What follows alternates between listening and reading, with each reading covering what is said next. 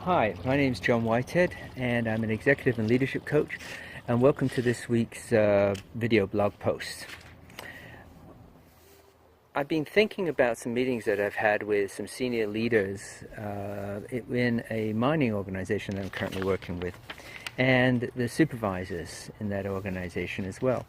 And in the conversation that I've been having with them, one of the things that's come forward has been this concept of trust. How do we get, if I'm a young supervisor just taking over a team, how do I build that trust level?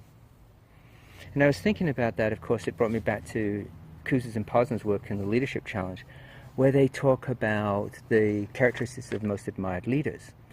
And over the years, they've asked hundreds, probably thousands of leaders what they consider to be the characteristics of most admired leaders. And there were 4 things that consistently pop up in that list. One of them is honesty.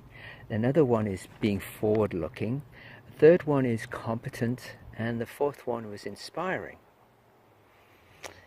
And as they looked at that, they also recognized that they lined up with something also called credibility, which Kouzes and Posner have done some work with as well.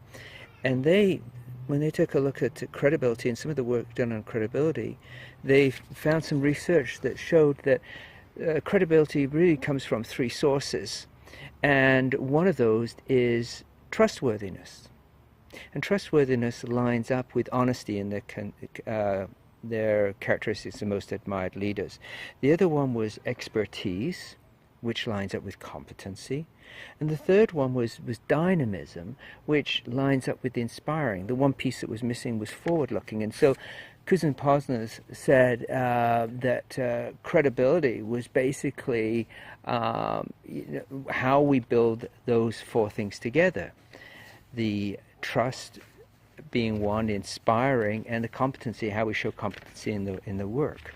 So as I'm thinking about these supervisors and their challenges with trust, I'm wondering, is it really trust or is it credibility? Is it building credibility? And then how can they start a process that builds credibility with those employees? And so think about that for a minute. When you've had challenges with trust in the workplace, what's the lack have been? Where's the lack? Is it being lack in competency? I mean, are you showing your competency in a way that inspires those workers? Are you inspiring them in terms of how you're communicating with them? And honesty. Are you being honest and open? Because let's face it, they're watching you, right? Those workers are watching you. They're watching what you do. They'll catch you out if you don't come across as being honest.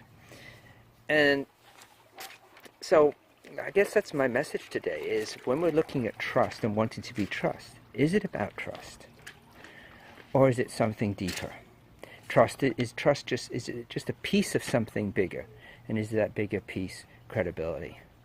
Something to think about. I'd be interested in your thoughts on that. So feel free to write some comments or suggestions at the bottom of this post, and I'd be sure to answer those. So thank you very much for listening to me today, and we'll talk to you again soon. Take care.